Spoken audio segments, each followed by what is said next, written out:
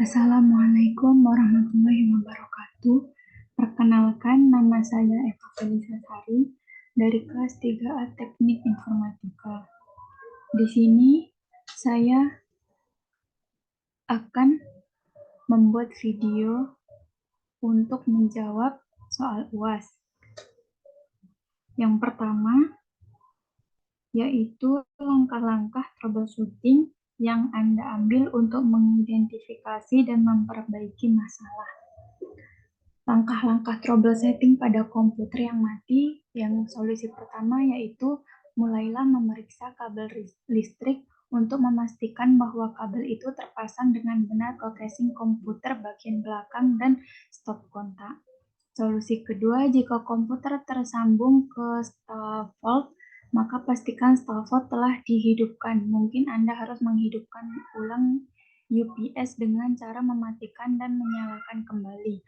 Anda juga dapat memasang lampu atau perangkat elektronik lainnya ke UPS untuk memastikan bahwa UPS bekerja normal. Solusi yang ketiga, jika Anda menggunakan laptop, mungkin baterai kehabisan daya atau belum dicas, pasang adaptor AC ke stop kontak, kemudian coba hidupkan laptop. Jika laptop masih tidak hidup, Anda mungkin dapat menunggu beberapa saat dan mencoba menghidupkan ulang kembali.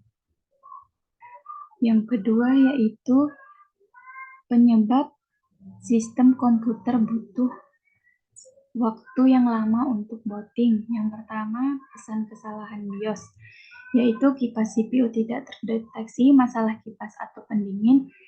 Kemudian kesalahan perangkat BOOT, ada masalah dengan salah satu drive penyimpanan Anda. Yang kedua, drive baru. Seperti diketahui, drive merupakan bagian yang mengontrol kerja perangkat hardware di dalam komputer. Sebagai contoh, driver memastikan chip suara dapat berfungsi untuk memainkan MP3 dan video YouTube dapat memiliki suara. Jika driver tidak bekerja dengan baik, maka efek yang ditimbulkan yaitu booting menjadi lama. Yang kedua, malware, virus, trojan, spyware, dan jenis aplikasi berbahaya lainnya dapat membuat waktu booting sangat lama dibandingkan komputer baru. Jadi pastikan seorang pengguna menjalankan aplikasi antivirus yang terupdate. Kemudian cara meningkatkan waktu booting. Yang pertama, optimalkan program startup. Anda dapat mengoptimalkan proses ini dengan mengurangi jumlah program yang diizinkan untuk berjalan secara otomatis saat Windows boot. Yang kedua, perbaharui driver perangkat keras. Driver yang tidak diperbarui dapat memperlambat proses booting. Pastikan semua driver perangkat keras Anda diperbarui secara teratur. Yang ketiga, periksa drive untuk kesalahan fragmentasi. Menggunakan fitur cek disk dan disk cleanup di Windows dapat membantu mempercepat booting. Kesalahan pada disk atau fragmentasi dapat menghambat akses ke file yang dibutuhkan selama proses booting. Kemudian, utilitas sistem untuk menangani masalah fragmentasi, yaitu melakukan defragmentasi disk atau defragging akan mengatur ulang data pada hard disk sehingga dapat beroperasi lebih efisien.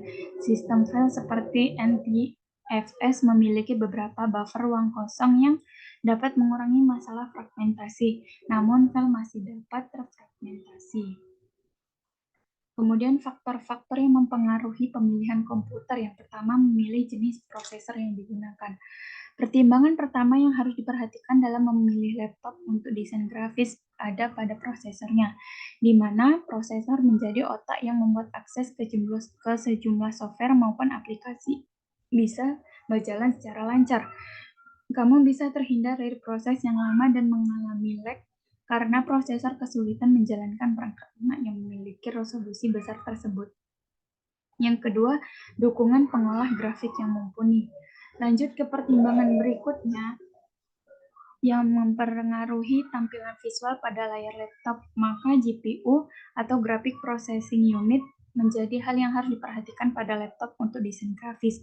GPU sendiri mampu memaksimalkan kemampuan visual yang ditampilkan secara visual, video, maupun yang berhubungan dengan objek 3D. Ketiga, tampilan layar yang sesuai kebutuhan. Beralih ke bagian layar, kamu bisa memilih layar laptop untuk desain grafis minimal dengan panel IPS, LCD maupun LED, di mana saat mendesain suatu gambar maupun video, tentu kualitas layar berperan penting untuk menyajikan detail secara jelas. Dengan begitu, kamu tidak perlu melihat secara dekat untuk memastikan desain yang dilakukan sehingga terasa lebih nyaman. Sekian video dari saya. Apabila ada kesalahan, saya mohon maaf. Saya akhiri. Wassalamualaikum warahmatullahi wabarakatuh.